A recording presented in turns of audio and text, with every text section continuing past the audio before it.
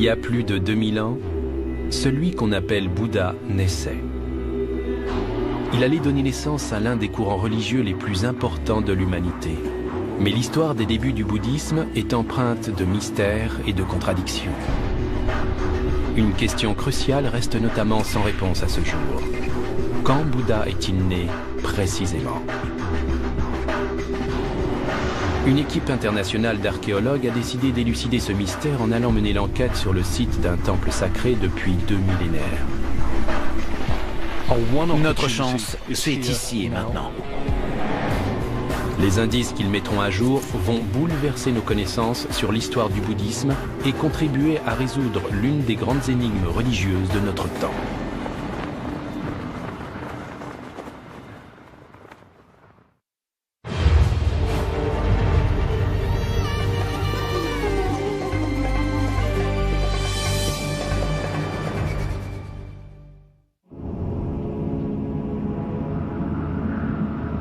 Le prophète des chrétiens s'appelle Jésus-Christ, celui des musulmans, Mahomet. Mais pour des millions de personnes dans le monde, il s'appelle Bouddha. Un personnage à la vie enveloppée de mystères.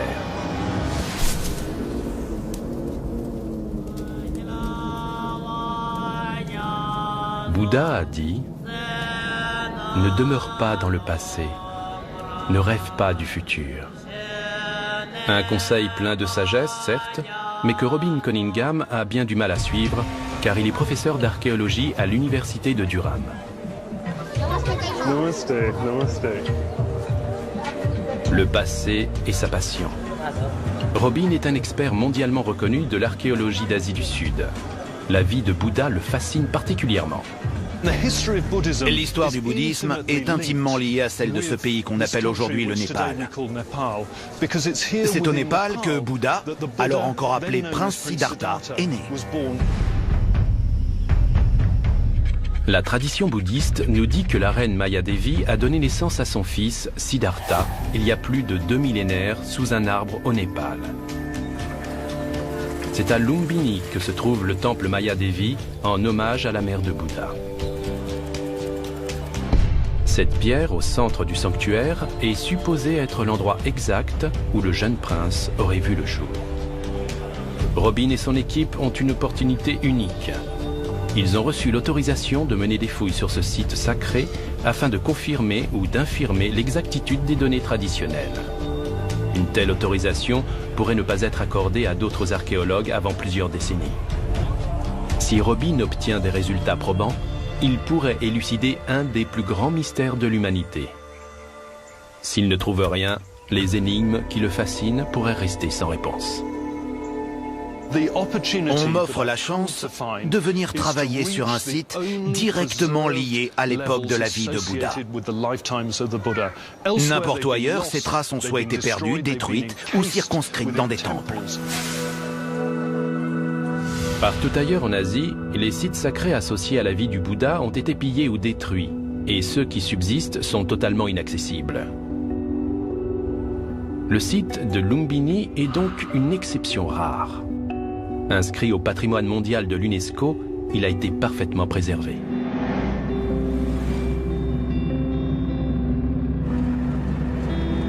Pour la plupart des archéologues, une chance pareille se présente une fois dans une vie. Car l'accès à des sites d'une valeur historique et religieuse aussi importante est extrêmement rare. On nous autorise ici à mettre à jour et étudier des strates sédimentaires directement liées à la naissance du bouddhisme. Robin et son équipe sont arrivés à Lumbini où ils n'auront que quelques semaines pour mener à bien leur travail et tenter de découvrir des preuves scientifiques attestant de la date de naissance de Bouddha. Les fouilles seront conduites sur ce site protégé au cœur d'un village où reliques et structures sacrées regorgent, comme le temple Maya Devi, lieu supposé de la naissance de Bouddha. Des fouilles menées dans les années 1980 y avaient révélé l'existence de structures plus anciennes. Robin et son équipe s'apprêtent à poursuivre le travail. L'archéologue en chef est impatient. Le site de Lumbini représente certainement notre seule chance de trouver des matériaux contemporains à la naissance et à la vie de Bouddha. Donc, les tout premiers éléments attestant d'une pratique du bouddhisme dans l'histoire. Contrairement aux sites archéologiques classiques, celui de Lumbini n'est pas fermé au public. Sur son lit de mort, Bouddha avait demandé à ce qu'il devienne un site de pèlerinage. Depuis un millénaire, les fidèles viennent des 4 coins de l'Asie en pèlerinage sur l'un des sanctuaires religieux les plus sacrés au monde. Ils viennent y chercher des réponses à leurs questionnements spirituels. Les réponses que cherche Robin, elles, sont plus scientifiques que mystiques. Le bouddhisme est une des grandes religions humaines. À l'instar des autres grands courants spirituels, nous savons très peu de choses de ses balbutiements et des premières années de son existence. C'est un moment crucial dans la carrière de Robin. Peu de ses confrères ont eu le privilège de fouiller ce site. Robin a peu de temps, un temps précieux. Les autorités ont accordé moins d'1 mois à son équipe pour mener leurs recherches. Notre seule chance, c'est ici et maintenant. Cette occasion ne devrait pas se représenter avant plusieurs générations. Les reliques et objets mis à jour constitueront des indices permettant potentiellement de décrire comment se pratiquait le bouddhisme des origines, mais aussi de répondre à un mystère encore plus grand. Quand Bouddha a-t-il réellement vécu ? Si ces découvertes diffèrent des dates officielles liées à la vie du Bouddha, cette mission archéologique aura l'occasion de réécrire l'histoire. Nous espérons parvenir à comprendre les origines de la transformation de ce qui n'était certainement qu'un culte très localisé en ce courant religieux qui s'est répandu dans tout le sous-continent indien et l'Asie du Sud et qu'on appelle le bouddhisme. Dès les premiers jours des fouilles, les archéologues font une découverte. C'est une poterie très bien conservée, enfouie à la bordure des sites sacrés. On s'apprête à soulever l'objet. C'est un récipient d'environ cette taille-là. Il est plein de sédiments et entouré d'un cube de terre et de boue. Pour éviter de l'endommager, nous n'allons pas dégager la poterie, mais glisser des planches autour et sous le bloc de terre, puis soulever l'ensemble afin de l'emmener au labo où il sera à l'abri. C'est une pièce absolument exceptionnelle.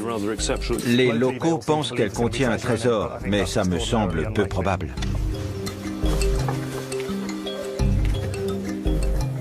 Nous allons creuser délicatement pour dégager le cube et y glisser les planches de bois.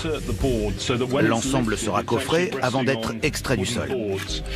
Le défi suivant sera de le sortir de la tranchée, car ça risque d'être assez lourd et notre échelle est loin d'être très solide. Non. Oui. On peut l'envelopper maintenant.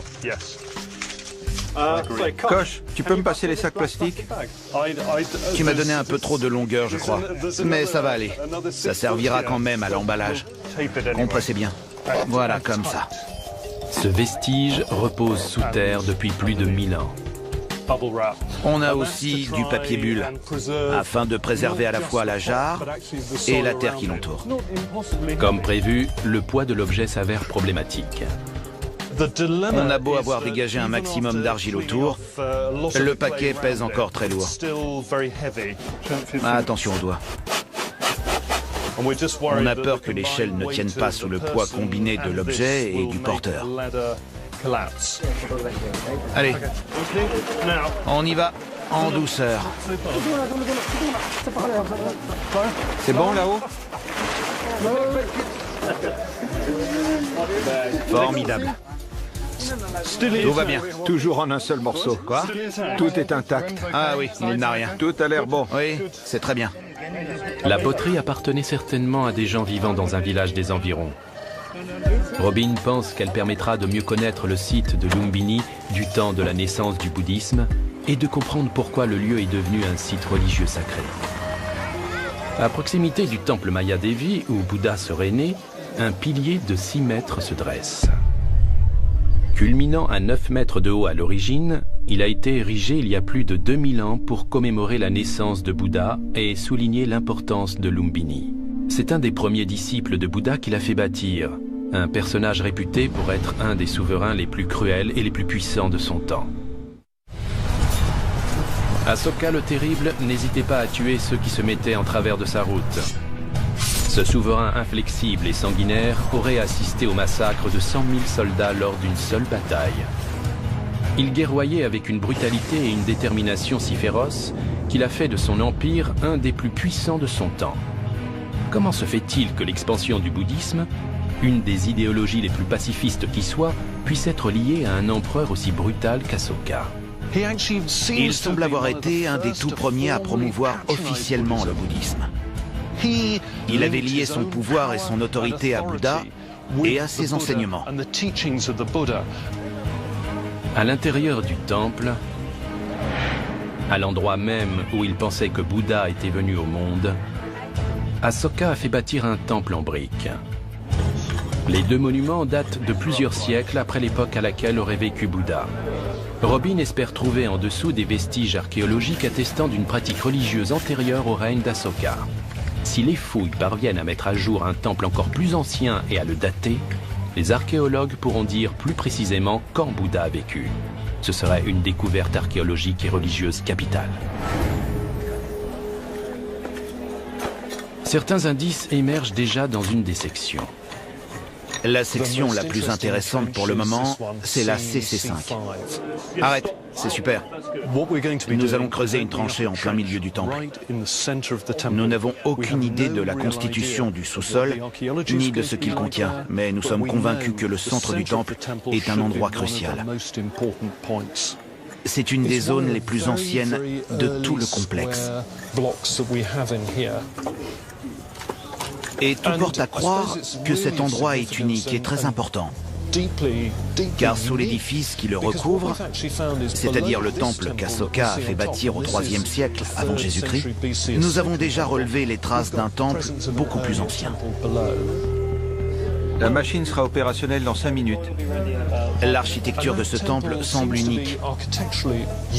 Et nous dégageons avec précaution la structure pour essayer d'en comprendre la nature à travers nos analyses scientifiques.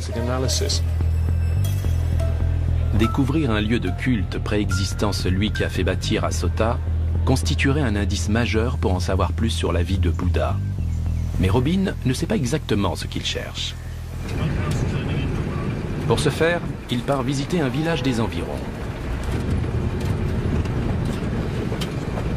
Et voyager dans le Népal rural exige parfois la patience d'un sage. J'espère que ça vaudra le coup.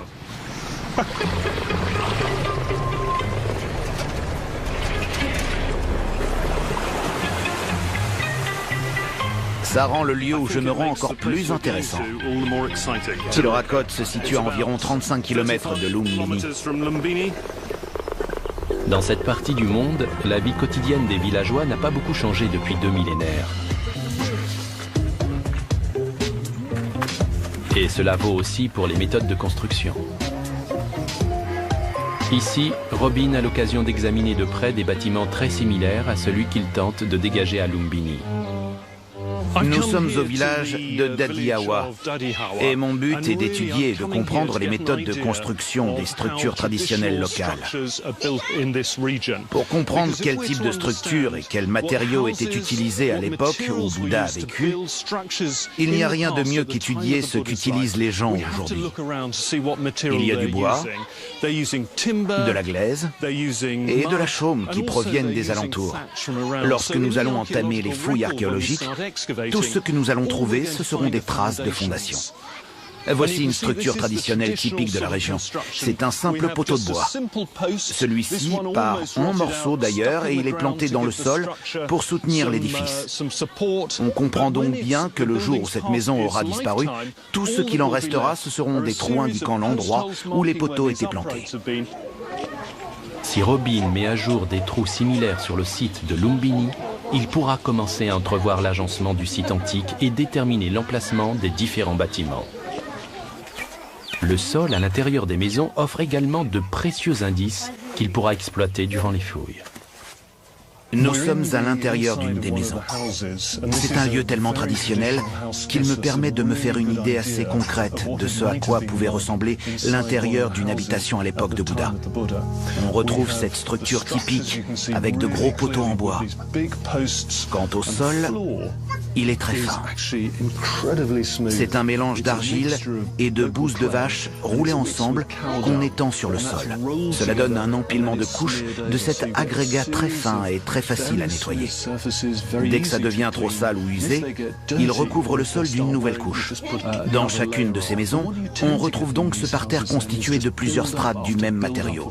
Si nous rencontrons ce type de stratification spécifique, ainsi que des trous signalant l'emplacement des poteaux soutenant les murs, ça nous indiquera que nous sommes en train de fouiller l'intérieur d'un bâtiment et non l'extérieur. Si Robin et son équipe venaient à mettre à jour ce genre d'indices sur le site entourant le temple sacré de Lumbini, il aurait la preuve que l'endroit a joué un rôle historique majeur. La présence d'habitations anciennes pourrait signifier que des moines et des pèlerins y séjournaient il y a des milliers d'années de cela. Aujourd'hui encore, de nombreux bouddhistes se déplacent jusqu'à Lumbini. Beaucoup de gens n'auront la possibilité de faire ce pèlerinage qu'une fois dans leur vie et ce voyage représente un moment crucial de leur foi. Certains viennent à pied depuis les sommets de l'Himalaya ou du Mustang. D'autres arrivent de l'Inde. Certains pèlerins marchent 2 mois et demi avant de rallier le village. Une fois arrivés, ils passent plusieurs jours sur le site à vénérer Bouddha, à chanter, à pratiquer la circumambulation et à prier dans l'enceinte même du temple sacré. Ils visitent 5 lieux clés. D'abord, le pilier d'Osaka. Ensuite, ils se rendent au temple Maya Devi pour se prosterner devant la pierre sacrée, cet amas minéral qu'ils tiennent pour être le lieu authentique où le Bouddha serait né.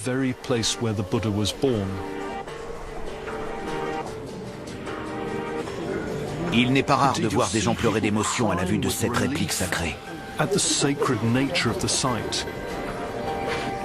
À l'extérieur, on trouve le bassin Sakya avec les 7 marches de la tradition bouddhiste, juste en face de moi. C'est ici que la reine Maya Devi aurait fait sa toilette après avoir accouché. Ensuite, les gens se rendent devant cet arbre-autel. On en trouve des milliers dans tout le Népal et l'Asie du Sud. Cet arbre incarne à la fois l'importance de la culture et de la nature. Après avoir donné la vie à son fils, Maya Devi s'est relevée en s'agrippant à une branche de l'arbre sous lequel elle se trouvait.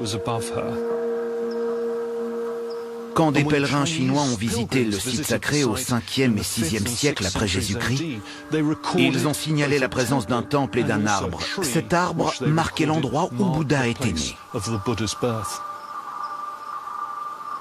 Même après sa naissance, les arbres ont joué un grand rôle dans la vie de Bouddha. Le jeune prince a vécu dans l'opulence, loin de la souffrance, le chagrin et la mort. Mais à l'âge de 29 ans, alors mari et père d'un fils, Siddhartha a quitté son palais et pour la première fois, il a vu des gens souffrir. Cette expérience l'aurait profondément marqué. Plus rien n'avait de sens à ses yeux, alors une nuit, il a pris la route en quête de sens. Il a vécu une vie d'ascèse durant plusieurs années jusqu'à manquer de mourir de faim. Et soudain, il a pris conscience que cette vie de privation, comme celle d'opulence qu'il avait quittée, ne pouvait le mener à l'éveil ou à la paix. C'est en méditant au pied d'un arbre que Siddhartha aurait trouvé la voie du milieu, un chemin spirituel menant à l'éveil et à la libération de la souffrance. C'est ainsi qu'il a atteint l'illumination. Il a atteint le nirvana et est devenu Bouddha.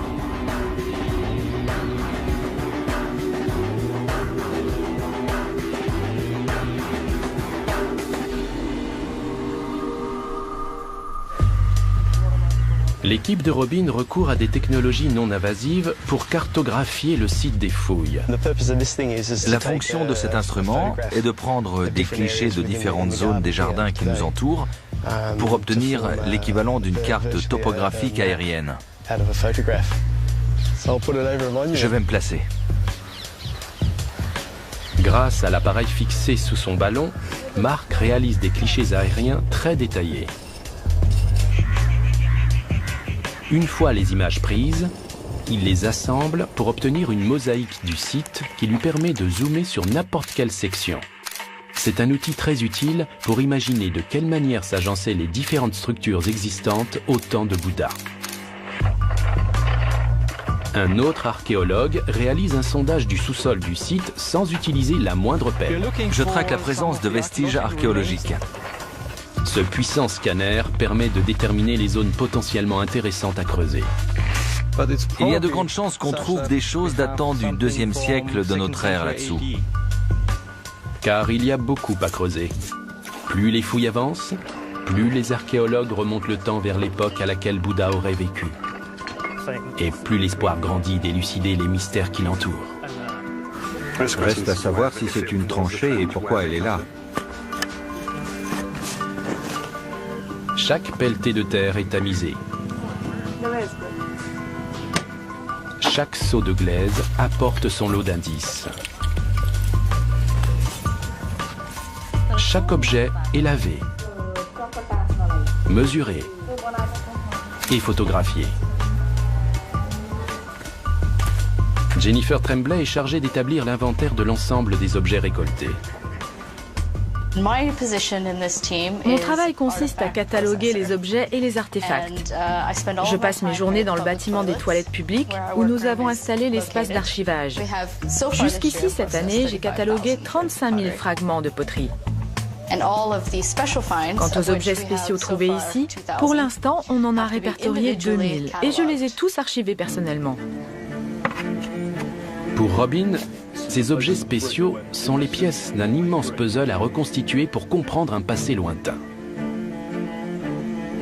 Un artefact en particulier attire toute son attention. Oh, merveilleux. Cette pièce est superbe.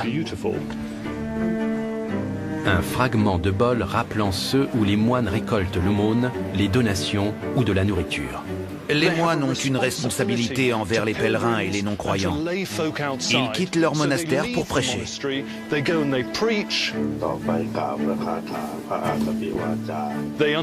Ils méditent longuement. Ils reçoivent également l'aumône. Ils donnent ainsi une occasion aux pèlerins et aux profanes de faire une bonne action en leur offrant de la nourriture et des dons.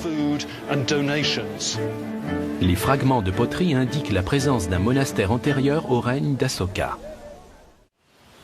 Aujourd'hui encore, les moines et les nonnes, comme Badamanika, ont un attachement très fort pour le site sacré de Lumbini.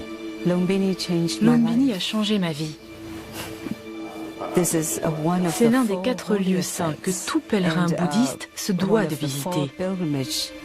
C'est ici que Bouddha est né. C'est ici qu'il a atteint l'illumination suprême. C'est ici qu'il a donné son tout premier sermon et qu'il a atteint la volontaire extinction de soi. Grand partisan de l'égalité des sexes, Bouddha a été un des premiers à enseigner sa philosophie aussi bien aux hommes qu'aux femmes. Bien qu'il nous ait quittés il y a plus de 2500 ans, la parole de Bouddha est toujours florissante, qu'il s'agisse de ses enseignements pour purifier l'esprit ou de sa volonté de répandre la paix dans le monde. Son héritage reste actuel et ancré dans le présent.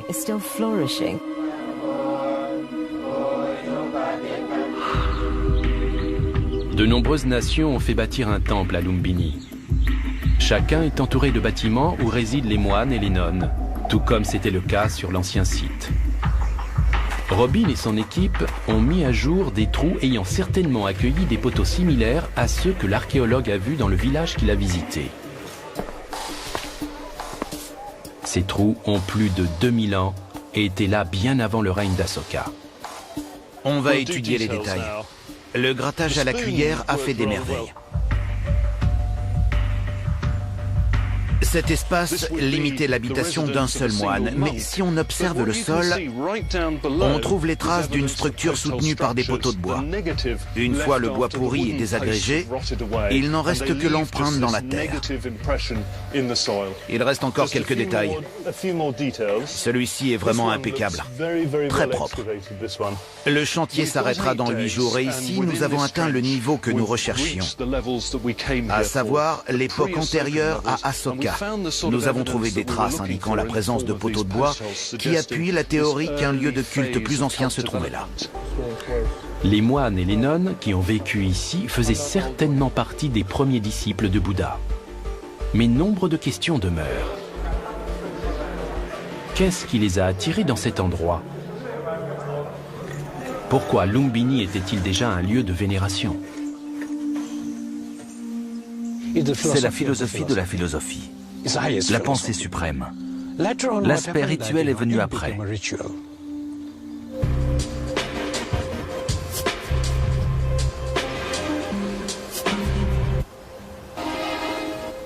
Aujourd'hui, il est au cœur de la foi bouddhiste. Elles effectuent d'innombrables tours sur l'allée de briques qui encercle le temple. Ce rituel s'appelle la circumambulation. Sans la moindre protection, elles répètent le même geste, encore et encore. En se couchant à plat ventre sur le sol, elles s'efforcent de s'affranchir de leur propre orgueil.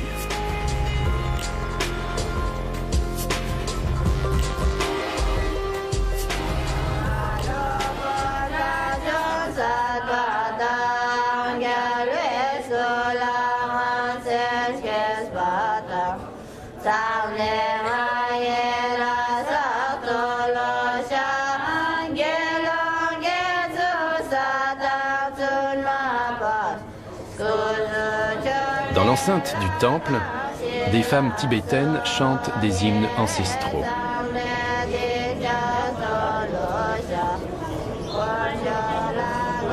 Les pèlerins se prosternent à tour de rôle devant la pierre sacrée sur laquelle Bouddha serait venu au monde.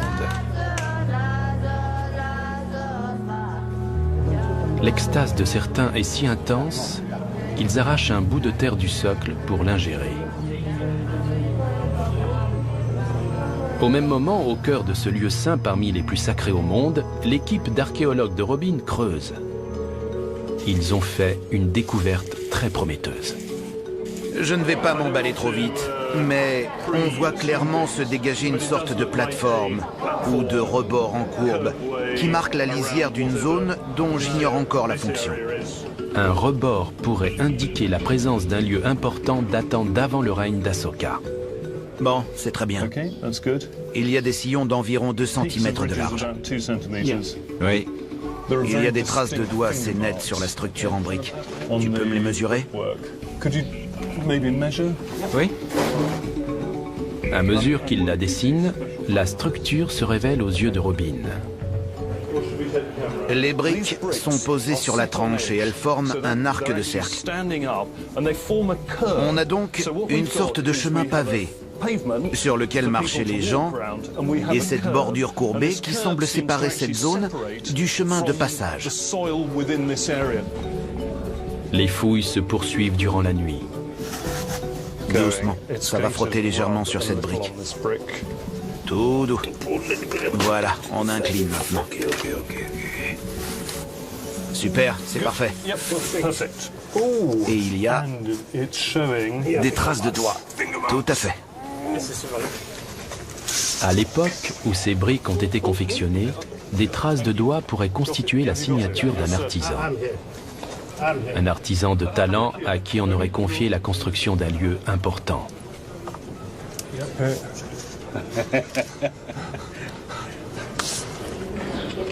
Les preuves ne cessent de s'accumuler devant Robin et son équipe, mais la fin du chantier approche à grands pas. Le lendemain, c'est un matin comme les autres à Lumbini.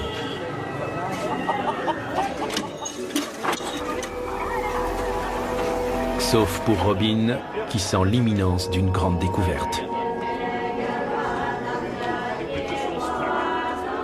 Ces briques ont été cuites avec une grande attention. On imagine tout le travail qu'il a fallu pour récolter l'argile, la mélanger à la balle de riz et construire les fours à céramike pour la cuisson. La taille des pièces les rend difficiles à transporter. Il fallait 2 voire 3 hommes pour les porter et les disposer. Et ici, on voit clairement les traces de doigts de celui qui a signé son travail. Du bout des doigts, Robin parcourt les sillons ancestraux que ceux d'un maçon ont creusés. Comme vous pouvez le voir, ils sont très profonds et marqués.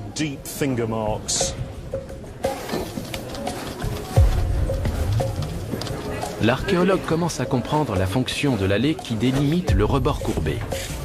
Ça semble longer l'emplacement d'un endroit bien précis, en plein cœur du temple. Quant à la fonction de ce couloir, si je me fie à l'importance de la structure de briques et au nombre de niveaux empilés les uns sur les autres, ça m'évoque immanquablement les chemins de procession qu'on retrouve dans de nombreux monuments bouddhistes anciens. La circumambulation se pratique en tournant autour d'un monument qu'on doit toujours toucher de la main droite. Ce chemin semble indiquer une fréquentation importante de gens qui tournaient autour de quelque chose de sacré.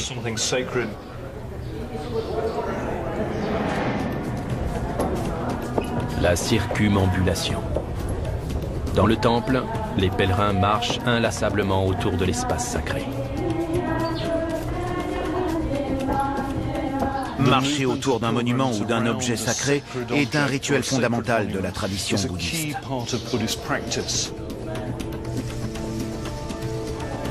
Les pèlerins de cette époque lointaine marchaient en cercle de la même manière que ceux d'aujourd'hui. Ce mouvement perpétuel qui consiste à tracer un chakra, autrement dit un disque, est une pratique essentielle du bouddhisme. Dans le temple moderne, le centre de ce disque mystique est marqué par la pierre sacrée où Bouddha serait né. La plupart des pèlerins qui viennent ici font la queue pour vénérer la pierre sacrée. Mais en réalité, la topographie du temple semble indiquer que l'espace où nous sommes marque le véritable cercle du complexe originel. D'un point de vue archéologique, cette zone est cruciale, alors que pour les pèlerins d'aujourd'hui, ce sont les zones situées plus à l'ouest dans le temple qui revêtent une importance supérieure. Bien avant l'époque de l'empereur Asoka, les pèlerins défilaient donc autour de la zone où l'équipe de Robin est en train de fouiller. Ce qui se passait ici était immensément important pour la pratique rituelle des gens qui fréquentaient le temple à cette époque.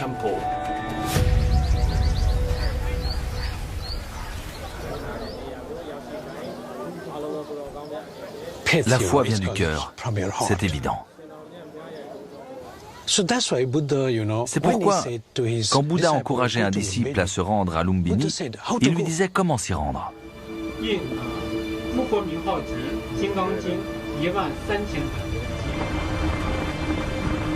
À quelques jours de la fin du chantier archéologique, l'équipe commence à mettre à jour une structure antique au cœur du temple Maya Devi.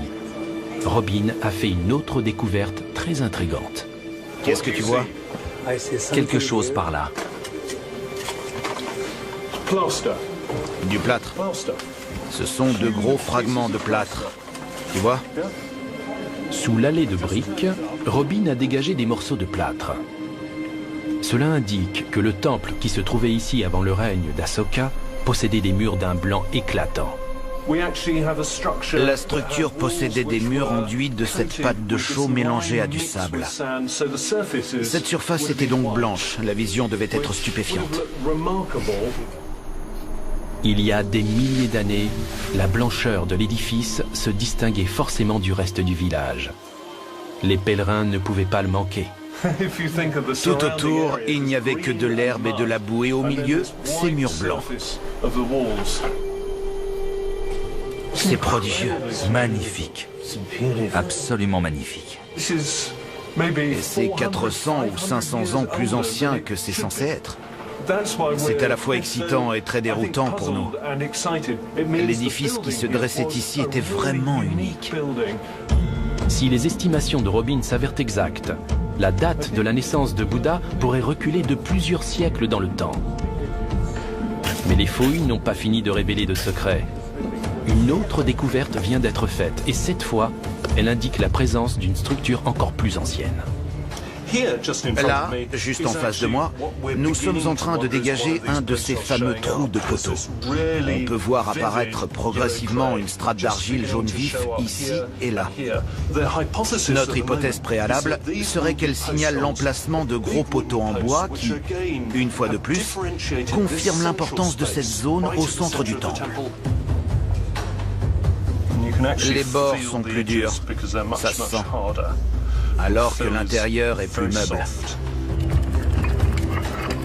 Ces trous indiquent l'existence d'un temple en bois qui serait à la fois antérieur à l'époque du règne d'Asoka et à celle du temple au mur blanc.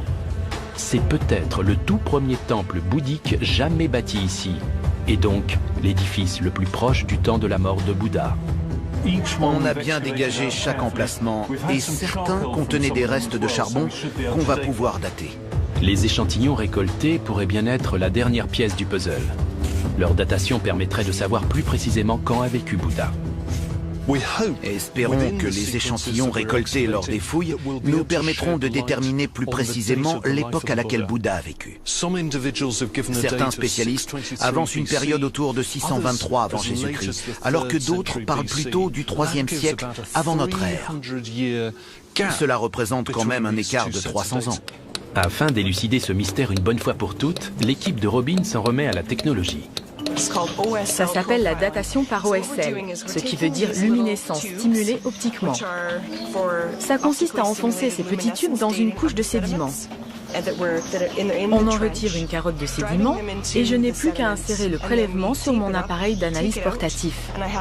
Ensuite, on peut voir le signal qu'émet le minéral et estimer à quand remonte le moment où il a cessé d'être en contact avec la lumière.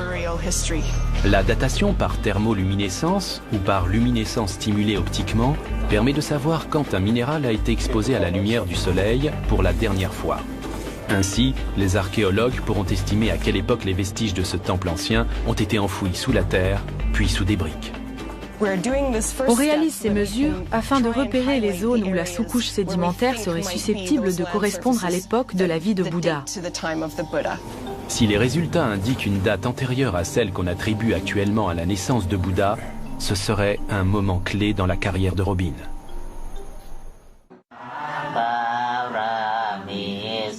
Ces fidèles pratiquent une religion aux racines aussi anciennes que mystérieuses. Comme il y a 1000 ans, les pèlerins d'aujourd'hui effectuent un voyage spirituel quand ils se rendent sur le site sacré de Lumbini.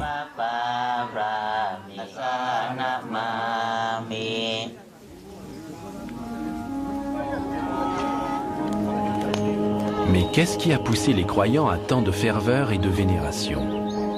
Pourquoi ces temples successifs ont-ils été bâtis au même endroit au fil des siècles?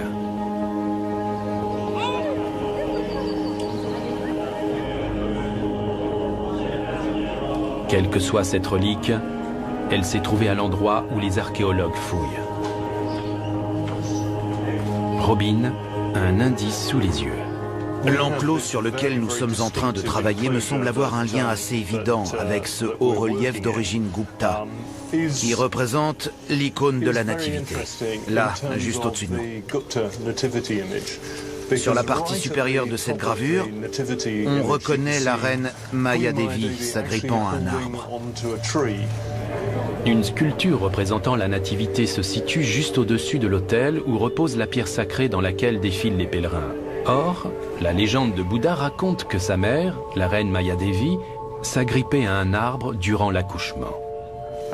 Des pèlerins chinois sont venus ici au cours de la première moitié du premier millénaire de notre ère, autour du 5e et 6e siècle après Jésus-Christ.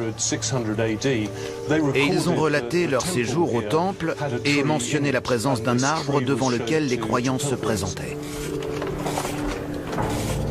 Est-il possible qu'à l'endroit précis où les archéologues creusent, se trouvent les vestiges de l'arbre auquel la reine Maya Devi s'agrippait au moment de donner naissance au fondateur de la pensée bouddhiste? Pour un chrétien, ce serait comme retrouver la mangeoire où Marie a posé Jésus à sa naissance, et pour un musulman, la maison d'Amina où naquit Mahomet. Pour Robin, ce serait un tournant capital pour sa carrière scientifique. On en reviendrait finalement à la sacralité des arbres-autels. La vénération de ces arbres est une constante majeure de la tradition rituelle bouddhiste, dans sa forme la plus ancestrale, et ce, dans toute l'Asie du Sud. On retrouve souvent cette idée que les dieux et les déesses sont présents dans les arbres. C'est pourquoi on croise ce genre d'arbres sacrés un peu partout dans la jungle, comme dans les villages. Nous sommes sur le site de Dharumpani, qui signifie l'eau de la loi de Bouddha. C'est un des sites rattachés directement à l'époque de la vie de Bouddha. Ce qui m'interpelle ici, c'est la place de cet autel au sein de son environnement. Cela me permet aisément d'imaginer à quoi pouvait ressembler celui qui se trouvait à Lumbini, dans toute sa simplicité et son dépouillement. Il suffit de remplacer les murs par des poteaux de bois, avec pourquoi pas une barrière tout autour pour marquer l'emplacement d'un lieu de culte sacré. Des poteaux plantés dans des trous similaires à ceux-ci. Robin veut trouver des preuves encore plus concrètes de la présence d'un arbre à cet endroit. Il n'a plus beaucoup de temps et le sort commence à s'acharner sur les archéologues. On ne va pas tarder à être privé de courant électrique. La coupure devrait durer 8 heures apparemment. On se rapproche de la nappe phréatique, donc il nous faut du gasoil pour actionner la pompe et évacuer l'eau, mais nos réserves commencent à manquer. Il nous reste 2 jours de fouilles dans le temple et on accède tout juste aux strates les plus intéressantes. Les conditions sont de plus en plus drastiques, en termes de ressources, qu'il s'agisse de l'électricité ou du gasoil, mais je reste convaincu que nous parviendrons à terminer dans les 2 jours.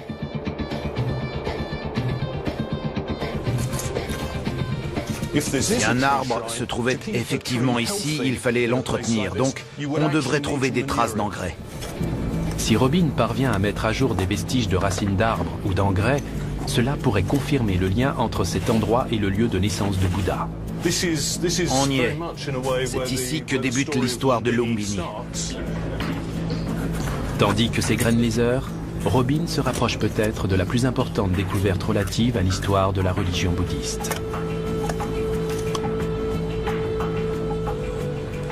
La stratigraphie du sol de cette zone nous révèle des traces étranges qui pourraient bien correspondre à des restes de racines d'arbres.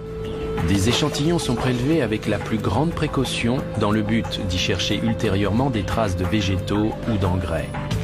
Après des semaines de fouilles harassantes, les archéologues sont sur le point d'obtenir les réponses qu'ils étaient venus chercher. Et les résultats sont incroyables.